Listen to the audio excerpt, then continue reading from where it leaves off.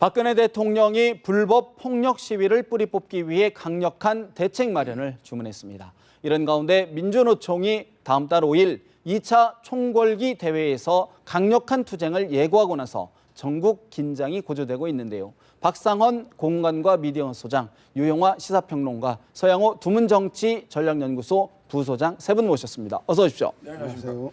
박근혜 대통령이 원래 국무총리가 주재하기로 돼 있던 국무회의를 대신 주재하시면서 지지난 주말이었죠. 서울 도심에 있었던 폭력, 불법 시위에 대해서 국가와 법치를 부정하는 아주 엄단할 일이다라면서 강조를 하셨는데 먼저 박 대통령의 국무회의 발언 얘기 좀 듣고 대담을 좀 진행해 보도록 하겠습니다. 불법 폭력 행위는 대한민국의 법치를 부정하고 정부를 무력화시키려는 의도라고 생각합니다. 특히 남과 북이 대치하고 있는 상황인 우리나라에서 이런 일이 일어난 것은 묵과할 수 없는 일이고 전 세계가 테러로 많은 사상자를 내고 있는 때에 테러 단체들이 불법 시위에 섞여 들어와서 국민의 생명을 위협할 수도 있는 것입니다. 특히 복면 시위는 못하도록 해야 할 것입니다. 이번에야말로 배후에서 불법을 조종하고 폭력을 부추기는 세력들을 법과 원칙에 따라 엄중하게 처리해서 불법과 폭력의 악순환을 끊어내야 할 것입니다. 백날 우리 경제를 걱정하면 뭐합니까? 우리가 지금 할 수 있는 것에 최선을 다해야 되는 것이 누구에게나 지금 책임 있는 자리에 있는 사람들의 도리인데 맨날 앉아서 립 서비스만 하고 경제 걱정만 하고 민생이 어렵다고 그러고 자기 할 일은 안 하고 이거는 말이 안 됩니다. 위선이라고 생각을 합니다. 세계적 위상에 걸맞는 국회와 집회 시위 문화를 정착시켜서 대한민국의 국격을 한 단계 끌어올릴 수 있도록 국민 모두가 힘을 모아 주시기를 당부드립니다. 마지막으로 다시 한번 삼가 김영삼 전 대통령의 명복을 빕니다. 네, 지금 박 대통령의 오늘 국무회의 육성으로 모두 말씀을 들었는데 박 소장님, 사실 예상을 뛰어넘는 수위가 조목조목 현안을 모두 짚어가면서 특히 시위 문제, 이제는 뭐 더 이상 용인해서는 안 된다 강하게 강조했는데 어떤 배경, 어떤 의도였을까요? 최근 박근혜 대통령의 발언의 강도가 이제 예상 밖으로 셉니다. 이제 그 기저에는 이제 3년 차인데 뭐 이번 정기국회 끝나면 끝나는 거 아닙니까? 총선 국면으로 넘어가게 될 것이고 4월 이후는 20대 국회가 새롭게 출범하게 되는데 금년 중에 뭔가 성과를 내야 된다는 어떤 그 일종의 강박정 또 조급함이 좀 기저에 깔려 있지 않나라는 생각인데 뭐 대통령이 원하는 바대로 국회가 지금 원활히 돌아가고 있지는 않죠. 노동관계법이나 여러 가지 측면에서 그런 부분에 대해서 어떤 그 굉장히 좀 강도가 세진다는 것은 좀 초조함과 조급함 또 국회를 계속 국민의 어떤 그 이름으로 좀 압박을 가하려는 뭐 그런 측면도 하나 있는 것 같고 또 하나는 불법 시위 문제인데 물론 뭐 일종의 진보 진영이나 야권 입장에서 대통령의 발언이 IS 비유했다 뭐 이렇게 불편할 수는 전 있다고 봅니다. 다만 이제 우리가 YS 이제 김영삼 전 대통령이 서거를 했고 산업화 민주 그 넘어가 뭔지는 모르겠으나 그걸 넘어가자 이제 지향하자 새로운 세상으로 가자 했을 때 핵심이 뭔가 하면 80대 어느 지점에 있었던 그 민주 대 반민주로 가치와 몰가치 도덕과 비도덕이라는 이런 제로선적 사고를 극복해야 된다. 그 기제에서 그날 우리가 시위를 보면 주최적 추산 한 10만여 시민이 모였다고 하는데 프로페셔널 시위하는 1000명을 제외하고 있는 그 비온 추운 늦가을에 멀뚱히 보고 있었습니다.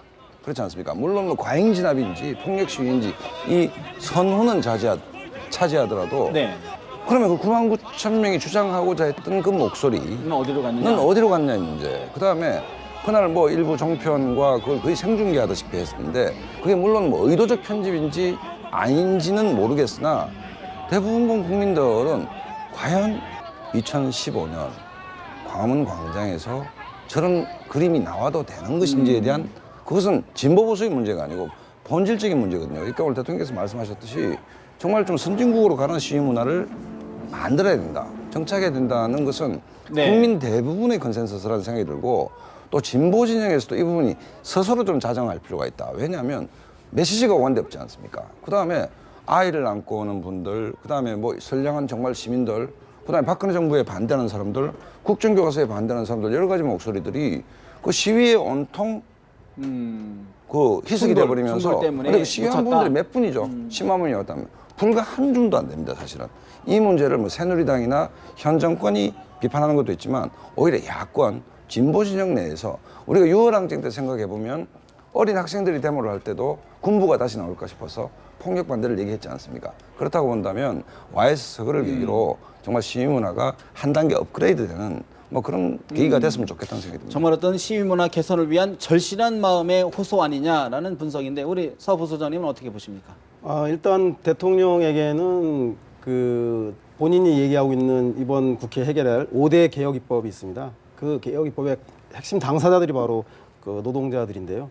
그 노동자들에 대해서 그 법을 준수해서 자기 요구를 하라고 하는 것은 지당하고 온당한 말씀이긴 하나 그것을 IS의 테러 집단에 비유한다던가 폭력성에 대해서 과도하게 얘기하는 것은 제가 보기에는 정치적인 반대자를 설득하기 위해서 압박을 하기도 하고 여론몰이를 하기도 하지만 야당 당사자도 아니고 그 가장 우리 사회에서 그 기댈 데 없는 노동자 농민들의 목소리라고 한다면 정치적 반대자로서 여론몰이를 통한 압박을 통해서 이번 그 5대 노동개혁법안을 그 통과시키기 위한 사전 포석치고는 노동자 농민들을 너무 활용하는 게 아닌가 그런 안타까움이 좀 있고 대통령은 아무래도 법과 제도만을 앞세우는 게 아니라 그렇게 하려면 검찰이나 경찰을 동원하면 되는데 대통령은 정치를 하셔야 되지 않겠습니까? 그래서 법과 제도에 앞서서 반대자나 소수자들 그리고 그 소외받은 사람들에 대해서 함께 풀어나가려고 하는데 저들이 무엇 때문에 그 추운 날 물대포 앞에서 폭도란 소리를 들어가면서까지 서야만 했던가에 대해서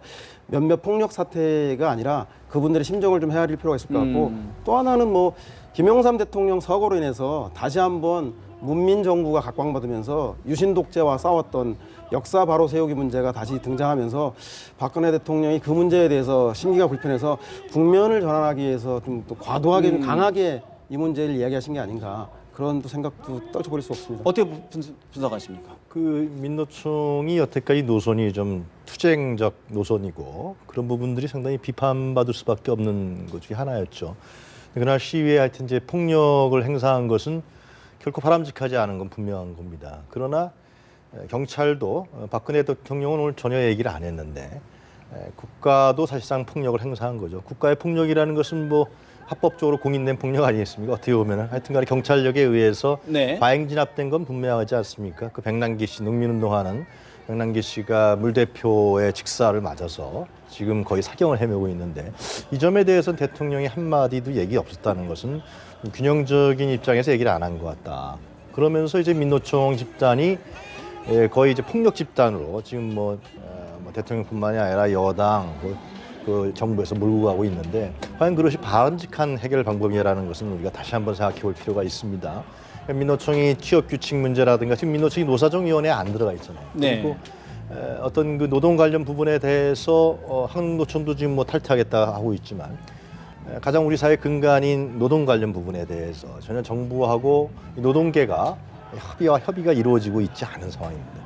농민들도 사실상 각종 FTA 문제로 인해서 가장 피해를 보는 집단이 바로 뭐 자동차라든가 전자 이런 업종은 굉장히 혜택을 보지만 농민은 가장 피해를 보는 집단 아니겠습니까? 이런 부분에 대한 목소리가 거리로 왜 나왔느냐를 그래서 대통령이 생각해 볼 필요가 있는 것이죠. 그것이 제도권 내에 해결되지 않고 또 야당도 이 문제에 대해서 제대로 대변하지 못하고 국회에서도 이 문제에 대해서 해결하지 못하고 그렇기 때문에 나와서 거리의 정치를 하고 있다는 것이죠. 근데 그것을 일부가 폭력을 사용했다 그래서 완전히 폭력 집단으로 몰고 간다면 그러한 문제들 우리 사회에 내재되어 있는 모순들이고 현재 박근혜 대통령이 해결해야 될 문제점인데 이러한 갈등과 대립은 전혀 해결되지 않고 이 사회 혼란으로 갈 수밖에 없다는 것이죠. 굉장히 안타까운 일인데요. 과연 이런 식으로 예를 들면 물론 폭력 사하는 건 안 됩니다. 그거는 뭐 얘기를 해야죠. 그러나 모든 부분을 다 폭력으로 다 전체화시키고 그것을 완전히 동일화시켜버리면은 그 문제가 나와 있는 원인이라든가 해결 방법은 어떻게 할 것인지 굉장히 걱정스러워요. 본질을 가리는 참고로 제가 어느 통계를 보니까 시위 숫자 대비 구속자가 가장 많았던 게 참여정부입니다. 참여정부고 박근혜 정부 2년 6개월 지나가고 있지만 그때 대비하면 적습니다. 그러니까 인상 비평은 좀 곤란하다. 객관적인 통계를 갖고 해야 되는 문제고 차벽 문제도 참여정부에서 시작됐죠. 물대포 문제라든지. 근데 차벽 문제가 뭐 위헌 논란이 있다 하지만 차벽은 폴리스라인입니다. 네. 위헌이라 했던 부분은 시민의 통행권 부분이 있기 때문에 그러니까 폴리스라인을 넘어가지 않으면 그다음에 평화적 집회, 합법적 집회가 자리 잡는다면 물대포를 쏠 리가 있겠습니까 도대체. 그런 측면에서 봐야 되는 것이고 민주노총 문제 말씀하셨는데 민주노총이 급진적 노동 문제에 대한 급진적 진보적 대안을 내는 것은 누가 뭐라 하겠습니까? 그 문제에 대해서. 일단 그 문제에 대해서 시민들, 국민들에게 알리고 국회에 압력을 넣는 방식은 야당에게 압력을 넣는 건 그거를 뭐라고 얘기를 할 사람은 없습니다. 지금 노사정위에서 잘하고 있다. 100% 국민들이 동의하지 않을 겁니다. 그러면 어떠한 정권이 등장한다 하더라도 시위는 불가피한 것이고 또 어떤 정부의 정책에 대해서 만족하지 못하는 세력은 있는 것이죠. 그게 어떻게 표출되는 것인가가 이른바 포스트 삼김 시대의 시위 문화, 정치 문화로 정착이 돼야 되는데 아무리 양보를 하더라도 결국 폭력적 방식에 대한 메시지 전달은 이번 결과에서 보듯이 메시지는 온데간데 없고 폭력만 남는다는 것이죠. 그렇기 때문에 여러 가지 문제가 있을 수 있는 것이고 박근혜 정부의 정책에 대해서 급진적 대안을 갖고 있던 온건한 대안을 갖고 있던 반대를 하던 여러 가지 목소리가 어우러지는 것이고 그렇게 되면 헌법이 보장된 집회의 자유가 있는 것 아닙니까? 그러니까 그런 방식에 대해서 메시지를 전해야 되는 것이고 두 분께 한 가지만 말씀드리고 싶은 것은 그 토요일 날 제가 광화문에 있었습니다. 일 때문에. 저만 그런 쪽 여러분 확인했다면 한 20대가 보이지 않습니다. 30대가 보이지 않습니다. 그걸 문화축제 형태로 여러 가지의 20, 30대의 감성에 호소할 수 있는 다양한 시위의 방식들 정말 젊은 어머니가 아기를 안고 오더라도 안전할 수 있는 그런 시위가 만약에 만들어진다면 거기서 만약에 공권력이 과잉 진압을 했다면 할수 그거는 있겠느냐? 폭동이 일어나겠죠 사실은. 그렇기 때문에 정말 전 야당에서 급진적인 진보단체를 설득해서 정말 많은 시민들이 아우러지는 뭐 그런 형태의 문화축제적 시위 그 속에서 다양한 메시지를 전달하는 뭐 이런 부분들이 좀 더 개발돼야 되지 않나 그런 부분으로 전향적으로 나가면 이제 좋은 것이죠. 박 소장께서 말씀 잘하셨죠. 그러나 현재의 그날의 11월 14일의 경찰의 대응 자체는 실제로 뭐 언론에도 많이 났습니다만 5시부터 이미 차벽을 이미 그 전에 쌓아놨고 그리고 물대포를 쏘기 시작해요. 그러면서 실제로 유발시켰다. 그렇게도 주장하고 있지 않습니까? 물론 유발했다고 해서 폭력 시위를 하는 것은 좋은 게 아닙니다만 지금 말씀하신 것처럼 과거에 그런 여러 가지 시위 형태가 있습니다. 집회와 시위라는 것은 민주주의에서 국민의 표현의 자유의 하나니까요. 근데 그렇게 한쪽을 제가 말씀드린 것은 한쪽을 양쪽의 책임이 있는데 한쪽을 폭력 집단으로 완전히 몰고 가는 것이 과연 우리 사회에 얽혀있는 이러한 난제들을 해결하는데 무슨 도움이 되냐라는 겁니다. 더욱더 악화될 것이고 더욱더 박근혜 정부에 대한 반감은 심해질 것이고 그래서 사회 혼란으로 갈 것이고 그런 걸 말씀드린 거죠. 예. 그렇다 그러면 예. 박 대통령이 국무회의에서 이제 구체적으로 복면 시위 없어야 된다라고 또 구체적으로 말씀을 했어요. 이게 이미 여당에서 복면 금지법을 추진을 하고 있는데 이 부분에 대해서는 어떻게 처리가 봐야 될까요? 뭐 저는 뭐 그 대통령께서 그 불법 시위에 대한 엄단 강경한 입장들은 검찰과 경찰이라든가 법무부 장관에게 맡기고 지금 대통령께서 야당을 청와대에 불러서 정기국회를 협력을 요청하는 자리에서조차 지난 대선의 경험을 들춰내면서 저에게 욕하셨죠라고 면박을 주고 그리고 그 국회에 오셔서도 현안 예산 문제와 법안 문제가 산적함에도 불구하고 굳이 여야 진영 간의 정쟁을 유발시킬 수 있는 국정교과서를 하겠다라는 말씀을 꺼내시면서 이 문제를 그 정기국회 앞두고 산적한 민생 문제들이 뒷전으로 밀리게 되는 따라서 대통령께서는 법과 제도 이런 것들은 좀 그 검찰과 이런 법무부 장관에게 맡기고 대통령께서는 이 소외되고 약자인 사람들의 입장에 대해서 어떻게 품어안을 것인가에 대한 정치를 좀 보여주셔야 되는 거 아닌가. 복면 마스크의 문제는 그 충분히 경찰이라던가 현재도 지금 여야가 복면 마스크에 대한 인권 침해이냐 아니면 그 불법 폭력 시위에 대한 방어벽의 그 수단인가에 대해서 많은 논란이 있기 때문에 그 논란은 사회적 합의가 이루어지는 국회 차원으로 넘겨주시는 것이 IS 때문에 이 분위기를 타서 그 자기의 주장이 다소 물리적인 폭력을 감수한다고 감안하는 것 때문에 그것까지 그분들이 왜 그런 이야기를 하는 것까지 들으려 하지 않는다면 대통령께서 갖고 있는 그런 불통의 이미지는 해소되지 않을 그러니까 대통령이 소통 불통을 떠나서 복면금지법 문제도 제가 좀 안타까운 게 야권의 안타까운 것이 뭐냐면 아까 시위 문화를 그러니까 새누리당이나 박근혜 정권에서 복면금지법을 뭐 발의를 해서 야당이 반대를 하는 형국 아닙니까? 그다음에 말도 안 되는 뭐 그냥 길 가다가 형사 때문에 마스크 쓰고 가는 사람도 그럼 체포하느냐 뭐 이런 그 법안과 전혀 관계없는 얘기들로 야당이 반박을 하고 있는데 정말 그 진짜 아까 지향 한 시대를 넘어서 했을 때 야권이 이른바 그 중도층을 바라봤을 때 역으로 이 문제를 선제적으로 좀 제의하는 것도 과감하다. 폭력을 쓰고 평화 시위를 해야 될 이유가 도대체 뭐가 있습니까? 도대체? 네. 그렇지 않습니까? 그다음에 폭력 시위 문제에서는 공권력이 집행돼서 체포할 수 있어야 되는 거 아닙니까? 저는 극단적으로 한 1,000명이 99,000명의 시위대의 뜻을 왜곡했다고 봅니다. 그렇다고 본다면 평범한 시민들이 복면서고 하면서 나와서 할 이유가 없지 않습니까? 정말 IS가 복면서고 하는 거 아닙니까? 테러할 때. 뭐 그런 테러 집단이라는 얘기는 아니지만 그렇기 예. 때문에 이 문제도 조금 더 한꺼풀 더 들어가 본다면 오히려 야당에서 새정치민주연합에서 이 문제를 대승적으로. 왜곡되지 않게끔 예. 하고 평화 시위를 먼저 시위 현장에 나서 야당 지도부가 우리는 폭력 시위에 반대한다.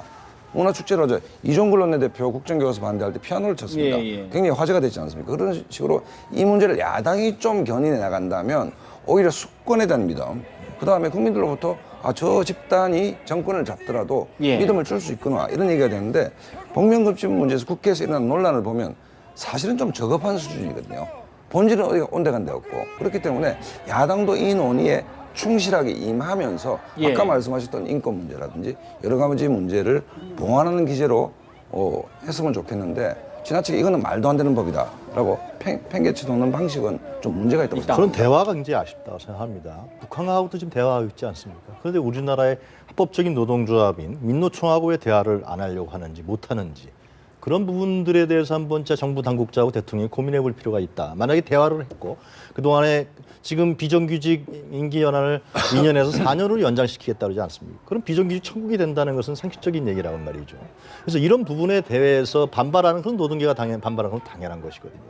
이런 부분에 대해서 대화와 테이블 논의의 장도 지금 마련되고 있지 않고 있단 말이죠. 그런 상황에서 예를 들면 시위를 했는데 그것을 뭐 일부가 과격 시위를 한 건 사실입니다.만 전체를 다 불법 폭력으로 몰아버리게 되면은 네. 앞으로 그런 대화는 그러니까 아마 그 없어질 내용이 이제 거예요. 계속 반복되는 부분인데 네. 예를 들어서 누구도 지금 여기 불법 폭력 시위를 해야 된다는 부분은 없지 않습니까? 그렇죠. 근데 예. 그거를 끊어야 되는데 이제는 좀 우리가 그걸 이제 해야 되는데 어디서부터 시작을 어떻게 풀 거라는 겁니다. 그게 좀 어떻게 달라지는- 풀 네. 것이냐. 그것을 예를 들면 집회도 허가하지 않고 민노총을 압수수색하고 그 민노총이라는 집단을 예를 들면 단체를 예를 들면 불법 폭력 집단으로 몰아갈 때 근데 그것이 지금 풀리느냐? 현재 그건 풀리지 않는다는 민주노총 거죠. 위원장 같은 경우에는 예. 검찰이 아니라 법원이 체포영장을 발부한 상태 아닙니까? 그러면 네. 예를 들어서 일단 그 자체로도 사실은 나와서는 안 되는데 어떤 그런 불법성을 있는 거라고 봐야 되지 않을까요? 어떻게 보십니까? 그렇죠. 한상균 위원장이 예를 들면 지금 현재 법 집행의 입장에서 봤을 때 위법한 네. 행동을 하고 있는 건 사실이죠. 물론 이제 지금 조계사에 들어가 네네. 있습니다만은 그 부분에 대해서는 분명히 법치국가라는 측면에서 봤을 때 아무리 민노총 위원장이 할지라도 당당하게 법정에 나가서 왜 내가 못했느냐 이걸 진술할 필요가 있는 것이죠. 그러나 또 다른 이면을 봤을 때는 한 위원장은 난 이런 부분에 대해서 이제 억울하다. 예를 들면 과거에 도로교통법 위반이었다. 그리고 현재 우리가 요구하는 부분들이 전혀 현 정부에서 관철이 되고 있지 않다. 정치권에서 관철되고 있지 않다. 그렇기 때문에 우리는 집회를 하고 총파업을 할 것이다. 이런 부분들은 예를 들면 노동계의 입장에서 봤을 때는 지극히 예. 그쪽 입장에서 봤을 때 상당히 당연한 논리라고 볼 수 있는 민주노총 거죠. 문제 예. 말씀하셨는데 저는 이 문제도 정말 심도 있게 다시 봐야 된다.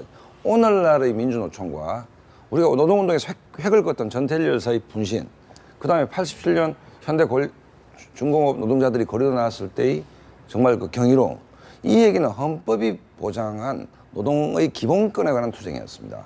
그 당시 기억을 반추하면 그 한 분이 노동법 해설이라는 게 베스트셀러가 될 정도로 예. 그 시대였습니다. 지금의 시대의 민주노총은 그냥 사회적 강자입니다. 대기업 노조입니다. 비정규직 말씀하셨는데 비정규직의 정부의 정책 실패로 인한 비정규직인지 그 원인 중에 하나가 민주노총도 기여하고 있는 바가 없는 것인지도 논란이 있습니다. 자, 민주노총이 어느덧 노동계의 최고의 강자가 됐고 심지어 전문가들은 귀족 노조를 기반하고 있다라고 얘기를 합니다. 그렇다고 얘기한다면 테이블에 들어와야 되는 것이죠. 들어와야 되는 것이고 들어오든 안 들어오든 그건 차지하더라도 압수수색을 했는데 불응한다. 그런 여러 가지의 시위 장비들, 그러니까 네. 폭력 시위 증거가 나온다. 그다음에 지금 위원장이 무슨 얘기를 하고 있습니까? 서울을 마비시킬 수 있고 전국을 마비시킬 수 있다.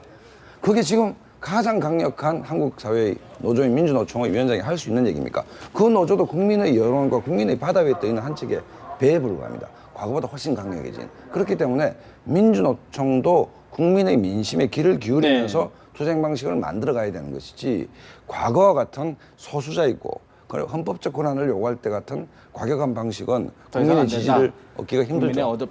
설정. 사실 네. 이제 지금 이제 민노총 같은 경우는 다음 달 5일 날 2차 총 집회를 다시 한번 하겠다. 네. 정부에서는 불허하겠다라는 방침을 좀 보이고 있는데 또 한번 엄청난 충돌이 있지 않을까요? 잠깐만 어떻게 제가 보십니까? 네. 죄송합니다. 민노총이 문제가 있는 거는 여러 가지 지적할 수 있다고 생각합니다. 저도 뭐 문제가 있다고 생각하는 사람 중에 하나니까요. 그러나 문제를 푸는 방식을 말씀드리는 거거든요. 그러니까 현재. 푸는 방식에 예, 잠깐만 있어서 들어보세요. 민노총도, 그러니까 지금 민노총에 경찰이 압수수색을 하지 않았습니까? 네. 근데 민노총 얘기는 해머가 있었는데 그것이 뭐 불법 퍼포먼스를 위한? 퍼포먼스를 했다는 것이 아닙니까? 거기 다른 저도 신문 기사 자세히 봤는데 다른 특별하게 불법 시위를 한 증거물은 발견되지 않았다는 겁니다. 해머인데 해머가 7개 있었다는 거 아닙니까? 민노총이 자신의 일상적인 활동을 할 때 썼다는 것이 아니겠습니까? 그리고 지금 한상기 위원장이 조계사에 들어가서 지금 하는 얘기는 오늘 아침에 여러 가지 인터뷰를 많이 하지 않았습니까? 자기 자신은 12월 5일 날 하는 시위에 대해서 집회에 대해서 불법 폭력을 쓸 생각이 없다. 그리고 조계종에서 예를 들면 중재를 하게 된다면 자기는 대화국면으로 나갈 것이고 그런 부분이 보장되면 나가겠다.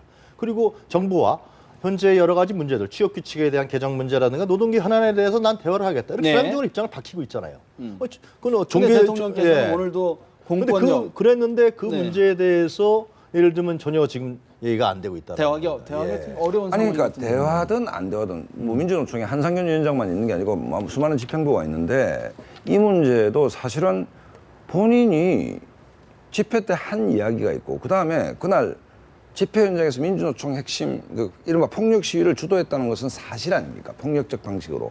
이 문제 그다음에 법원으로부터 수배 영장이 떨어져 있습니다. 그렇다고 본다면 합법적으로 본인이 봉헌사에서 나와서 할 건 하는 것이고 그럼 한상균 위원장이 체포돼서 재판 들어간 데서 민주노총이 와해가 됩니까? 초초맹장들이 많이 있습니다. 그러니까 법은 법대로 하는 것이고 그다음에 어떻게 노동 문제를 가지고 봉헌사 스님들한테 중재를 해달라고 그럽니까? 뭘 중재를 하죠, 스님들이? 조계사요? 네, 조계사 스님들. 네. 조계사 스님들이 그러면 노사정위원회에 들어가 중재를 합니까? 그건 아니지 않습니까? 그렇기 대화의 때문에 테이블을 만들어 달라. 대화의 테이블은 한상균 위원장 아니라도 민주노총에 많이 있습니다. 그렇기 때문에 민주노총이 국민의 마음을 얻기 위해서는 본인은 당당하게 네. 조사받도록 하는 것이고 그다음에 부위원장도 있고 여러 가지 간부들이 있으니까 또 대화를 하는 것이고 그런 것이지 알겠습니다. 하나씩 풀어갈 필요가 있다는 생각이 아직 들고 뭐 지금- 마지막으로 네. 그러니까 민주노총이 커졌기 때문에 N분의 1의 책임도 있다는 겁니다. 네. 일방적인 약자 코스프레를 하면 안 된다. 안 된다. 이제는 사회적인 어떤 위치와 규모에 맞는 역할도 책임이- 해야 된다. 네. 책임도 있다는 부분으로 근데 정치의 부재가 네. 지금 뭐 그 조계종이라든가 종교계 역할들이 드러나는 것 같습니다. 만약에 박근혜 대통령이 그 다친 백남기 씨 그 사경을 해보고 있는 빈소를 병문안을 간다던가 아니면 문재인 야당 대표가 다친 그 전투경찰을 병문안을 갔다 온다던가 이렇게 서로를 이해하려고 하는 정치인들의 역할들이 없기 때문에 네. 애꿎은 스님들이라던가 종교계가 고생하는 것 같고 이제는 정치인들이 성소를 얘기하는 피난처, 생추어리라고 하는 역할을 정치가 나서서 해야 될 때 아닌가. 그리고 대통령께서도 네. 이 문제에 대해서만큼은 진영의 논리라던가 반대자의 논리로 5대 개혁 입법을 통과시키겠다는 그 의지만 가지고 여론몰이 하지 마시고 그분들이 왜 이 추운 거리에 나서게 될 수밖에 예. 없는가에 대해서 입장을 바꿔 생각해보는 정치를 좀 보여줬으면 좋겠습니다. 정치를 좀 복원해 달라는 말씀으로 정리가 될 것 같고요. 또 오늘 사실은 이제 세월호 참사 특별조사위원회에 세월호 참사 당일 대통령의 행적조사를 놓고 또 정치 쟁점화가 되는 것 같습니다. 박 소장님 어떻게 보십니까? 7시간 행적 어떻게 보십니까? 그러니까 이제 결론부터 얘기하면 특조위가 그야말로 정쟁의 도구로 결론부터 얘기하면 휩쓸려 들었다. 이 탕류에 휩쓸려 들었다. 그다음에 대단히 아마추어적인 드리블을 하고 있다. 접근이다. 접근이다. 왜냐하면 이미 새누리당 추천 5분은 사퇴하겠다 했습니다. 그다음에 뭐 꼼수다. 소위에서 반대를 했는데 본회의에서 꼼수 통과를 했다. 여러 가지 논란이 있는데 어쨌든 7시간을 조사하겠다. 뭐 여러 가지 반대의 논리, 찬성의 논리가 있겠지만 결론부터 얘기하면 사실은 특조위 활동은 지금부터 정쟁의 수단으로 전락할 수밖에 없는 운명에 처했다. 그럼 누가 이런 사태를 자초했느냐. 여기서부터 문제를 다시 한번 리뷰해봐야 된다고 생각합니다. 그러니까 뭘 얻고자 했냐, 이 특조위가. 근데 지금은 어떻게 됐냐. 이 간극이 왜 발생했는지에 대해서 근본 목적은 어디에 있다고 보십니까? 세월호 사고가 왜 일어났는지 네. 그다음에 어떻게 하면 재발이 방지될 것인지 국가 재난 사태에 맞춰서 어떤 시스템이 적당한지 이걸 알려고 특조위를 발족시킨 것 아닙니까? 그렇지 않습니까? 그다음에 국민들이 다 충격을 받았고 특별법이 만들어졌고 막대한 예산이 들어갔고 차관급 인사도 있는 것이고 예. 그런데 지금 온통 대통령 7시간의 행적을 조사하겠다, 할 수 없다, 위헌이다. 이 논란으로 전이돼가는 과정. 그러니까 여야가 싸우는 그 정쟁의 한가운데로 특조위가 휘말려드는 세월호가 그 어떤 지역에서 빠져나오지 못했듯이 세월호의 꼴을 이 특조위가 닮아가는 거 아닌가 이런 생각이 듭니다. 이번 사안 역시 불법 집회처럼 본질을 가린다라는 취지이신데 실제로 뭐 어떻게 저도 보십니까? 동의합니다. 지금 세월호 조사특별위원회가 실제로 자기 역할을 못하고 지금 말씀하신 대로 정쟁의 한가운데에 빠져버렸어요. 너무나 안타까운 일이죠. 얼마 전에 수능이 있었는데 그 안산 단원고 학생들은 시험을 보지 못하지 않았습니까? 그렇게 국민의 가슴을 그렇게 아프게 했던 정말 분노하게 했던 사건이었는데 전혀 해결되지 못하고 정쟁의 한가운데로 빠졌는데 그것이 누구의 이유, 왜 그랬느냐? 특조위원들이 잘못해서 그랬느냐? 세월호 유가족들이 잘못해서 그랬느냐? 뭐 여러 가지 얘기가 있겠지만은 지금 세월호 유가족이라든가 이 특조위에서 얘기하는 것은 결국 특히 정부의 부처가 많은 방해를 했다고 주장하는 거 아니겠습니까? 특히 해수부, 최근에 해수부가 예를 들면 BH 관련 문건이라 그래서 세월호 특조위원들의 여당 주최위원들이 어떻게 행동하라라는 예. 그런 문건까지 어느 언론사에서 해서 발견돼서 상당히 문제가 되지 않았습니까? 그리고 예산 문제, 예산 부분도 뭐 반으로 깎고 예를 들면 여당에서 세금 도둑이라고 그러고 그래서 이제 세월호 특조위에서 얘기하는 건 그 유가족들이 얘기하는 것은 여당과 정부가 당시에 여론에 밀려서 어쩔 수 없이 세월호 특별조사위원회를 구성했지만 국회에서 합의해서 그러나 실질적인 조사 활동을 하는 데는 정부 부처가 너무나 많은 반대를 했고 예. 방해를 했다 이렇게 주장하는 거 아닙니까? 그러한 일련의 과정 속에서 현재의 세월호 특기가 이렇게 지금 예를 들면 혼란 속에 뭐 제대로 역할도 못하는 이러한 흐름으로 보는 것이 제가 보기에는 문제 해결에 정확한 규명이 되지 않을까 생각해요. 이번에 그 문제가 됐던 그 조항이 세월호와 관련성이 있는 경우 대통령이라도 조사에서 배제하지 않는다. 요 문구를 가지고 이제 특위원들이 그 여당 측 특위원들이 퇴장한 속에서 야당 추천 됐고요. 특위원들이 가결을 했는데 네. 문제는 뭐 대통령은 아시다시피 내란과 외환의 위기가 아닌 다음에는 그 탄핵 소추의 대상이 되지 않습니다. 네, 따라서 헌법상 그래서 새누리당은 이것이 대통령을 조사하겠다는 초법적인 위헌적인 발상이다라고 비판을 하시는데 제가 보기에는 오히려 여당과 대통령께서 세월호에 문제가 있다면 나를 포함한 대통령을 포함한 그 누구라도 성역 없이 조사하라. 이미 청와대나 여당 입장에서는 다 밝혔다. 이런 뭐 21차례 거쳐서 회의를 했고 지시를 했고 했다고 이미 다 밝혔다는 그거는 이제 그 외부에서 형사적인 조사를 한 거고 네. 여야 합의 유가족까지 참여한 특위위원회는 지금 구성되었으니 특위위원회에서 활동하는 거에 대해서는 나라도 조사하라고 오히려 이렇게 나왔더라면 네. 그간의 불신들이 쌓여서 조금 전에 말씀하신 대로 이런 문제가 발생했는데 제가 보기에는 전향적으로 이 문제의 당사자는 그 세월호 유가족들 아닙니까? 아직도 차가운 바다에서 네. 죽어간 그 단원고 학생들을 생각하는 유가족들을 생각할 때는 제가 보기엔 새누리당도 사사건건 말 하나하나 가지고 트집 잡을 것이 아니라 그리고 또 위원들이 만에 하나 이것을 정치적으로 활용하려고 하는 의도가 있었다면 그거는 네. 위원들도 야당 추천 위원들도 문제가 되겠지만 무엇보다도 세월호 유가족의 입장에 서서 이 문제를 시비 없이 신속하게 전향적으로 풀어나가는 자세가 무엇보다 필요하다. 그러니까 그러려고 세월호 특별법을 만드는 것이고 특조위가 가동이 된 것이고 예산 지원이 된 것이고 그다음에 그 구성되신 분들도 뭐 여당 추천, 야당 추천, 유가족 추천 솔직히 야성을 가진 위원들이 많은 건 사실 아닙니까? 그렇지 않습니까? 그 구성상 그것은 객관적인 팩트인데 그렇다면 이른바 유가족 추천, 야당 추천 쪽의 인사가 많은 것이 사실이라면 이 문제를 오히려 뭐 슬픔은 온 국민의 슬픔이죠.